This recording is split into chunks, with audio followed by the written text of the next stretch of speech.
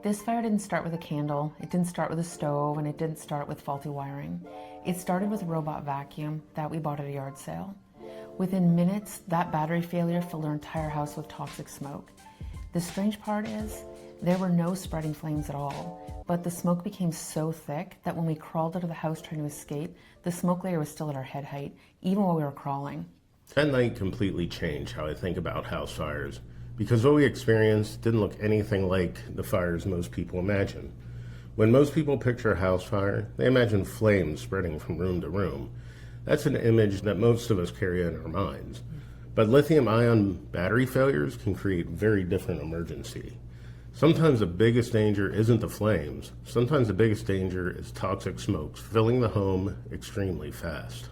Before anyone inside even realizes what's happening, and the night this happened to us, we learned several lessons that I wish I'd understood earlier. Lessons about lithium batteries, lessons about smoke behavior inside of a home, lessons about how exhaustion can affect how people respond to alarms, and lessons about how a house fire can require months of restoration even when there's almost no visible flame. So in this video, we're going to walk you through exactly what happened the night the lithium-ion battery failed in our house.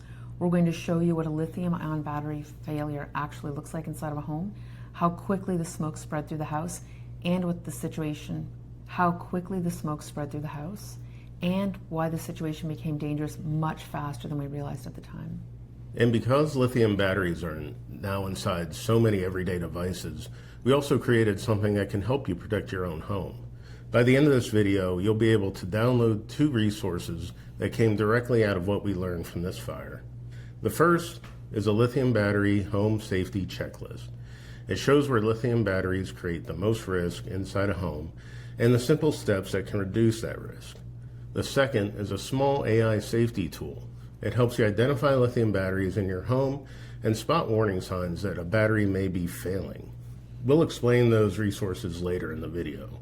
But first, let us show you what actually happened that night. The device that started this is something that millions of homes now have, a robot vacuum. We picked it up at a yard sale. At the time, it seemed like a great deal. It worked, it charged normally, it did exactly what it was supposed to do, and like most people, we didn't think much about the battery inside of it because lithium-ion batteries are in everything now. They're inside phones, laptops, power tools, scooters, and robot vacuums. And most of the time they work perfectly fine. But lithium batteries store a large amount of energy in a very small space, and occasionally something goes wrong inside one of those battery cells. When that happens, the battery can enter something called thermal runaway.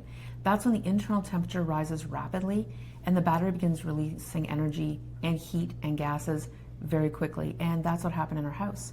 The vacuum wasn't even running at the time, it was just sitting. And suddenly the battery pack failed internally. It was a sudden release of heat and smoke coming from the battery area. But what made this situation unusual was that the fire itself didn't spread the way people normally imagine. Nearby materials were fire retardant, the chair next to it, and the floor. Other materials as well in that area didn't catch fire. The flames didn't spread through the room, but the smoke did, and it spread very quickly. Lithium battery smoke can be extremely dense and move through a house much faster than people expect. Luckily, we had an interior camera system that caught the explosion of the battery on video in the moment it failed. I'll show you that. It's a few seconds. What you're seeing there is the beginning of the smoke that eventually spread through the whole house. And something important to understand is that the smoke from the lithium battery failures is different from smoke produced by many other fires. When furniture or building materials burn, the smoke usually comes from those materials themselves. But when a lithium battery fails internally, chemical reactions inside the battery cells release gases and extremely fine particles. Those particles can move through a structure very quickly. They can go through your ventilation systems, into fabrics, into insulation, into other parts of the house that aren't even close to the original source. At the time this happened, we didn't understand any of that. All we knew was that smoke was spreading through the house, and the part that made the situation especially dangerous was that we were asleep when it had started. The previous night we'd been at the hospital with our child and had been awake most of the night. By the time we got home, we were extremely exhausted. Anyone who's experienced that kind of exhaustion knows how deeply you can sleep afterward.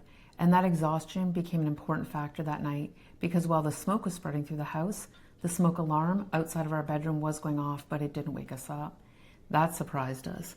because most of us assume that smoke alarms will always wake you up immediately, but deep exhaustion can affect how people respond to alarms. And by the time we woke up, the house already contained a significant amount of smoke. When we realized what was happening, everything suddenly felt chaotic. Smoke inside a structure can change conditions very quickly. Visibility drops, breathing becomes uncomfortable, and your brain is trying to understand what is happening while you're also trying to get outside. Your instinct is to move towards the exits quickly as possible, but one of the most important things people are taught about fires is that smoke rises, so you're supposed to get low and crawl. That's exactly what we did. We dropped down and started moving toward the exit, and almost immediately we noticed something that didn't feel right. Even when we were crawling, the smoke layer was still at our head height near the floor. That meant the smoke had already filled most of the interior space of the house. It wasn't just gathering near the ceiling where you'd expect it. It had already spread down through the living space. That moment was a powerful reminder of how quickly smoke can fill a home. Something else had happened during that escape that we still talk about today is that our dog actually woke our child up before the smoke alarms did. It's one of those moments that really stays with you because emergencies rarely unfold exactly the way we imagine they will. Sometimes the systems we expect to alert us don't work the way that we assume, and sometimes help comes from places you don't expect. Once you're outside the house didn't look heavily damaged from the outside. There weren't flames coming from the windows. There wasn't a structure engulfed in fires.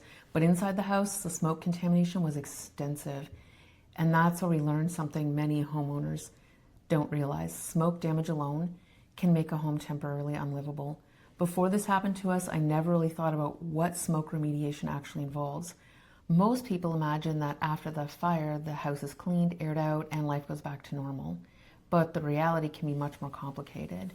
Smoke particles can settle into materials throughout the house, into carpets, into upholstery, into HVAC systems, into insulation, and sometimes even into wall cavities. Because of that, remediation teams often have to inspect much more of the house than people initially expect. Some materials can be cleaned, some materials have to be removed.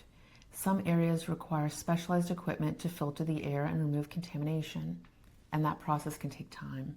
Even though the structure of the house was still standing and repairable, the contamination meant we couldn't live there for quite a while the remediation work was happening. What we thought might take a few weeks turned into something much longer. In total, our family was displaced for about 8 months. That experience completely changed how we think about fire damage, because sometimes the biggest impact of a fire isn't the flames. Sometimes the biggest impact is the smoke. The biggest lesson from that night is this: not all house fires look the way people expect. Sometimes the danger is in flames spreading through the structure. Sometimes the danger is the smoke filling the home, and before anyone realizes it, it's a very serious situation. So earlier we mentioned the 2 resources we created after this fire. The first is a lithium-ion battery home safety checklist. It walks through where lithium-ion batteries exist in homes, safe charging practices, and warning signs that a battery may be failing. The second is a small AI safety tool that helps you identify lithium-ion batteries in your home and flag situations that could increase risk. Both of these resources are available in the description below. One of the strangest parts of the situation actually happened after the fire.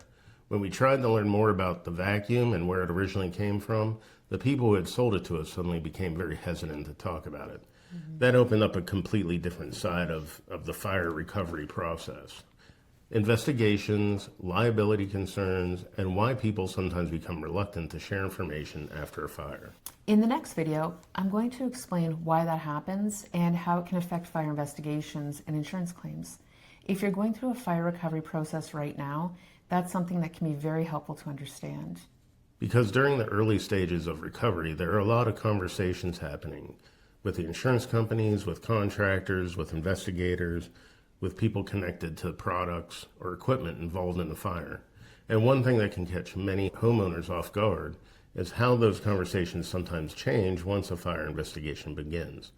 People who were previously open and helpful may suddenly become much more cautious. They may answer questions differently or avoid certain conversations altogether. And that can feel confusing when you're already trying to understand what happened in your home. In the next video, we're going to talk about why this happens, why people sometimes become hesitant to share information after a fire, and how understanding that dynamic can help you navigate those conversations with a little more clarity. If you're working through recovery after a fire, this series walks you through each stage in order. So if this video helped, you're welcome to subscribe and continue to the next one. Just take the process one step at a time. In the next video, we'll explain why people sometimes stop talking after a fire investigation begins.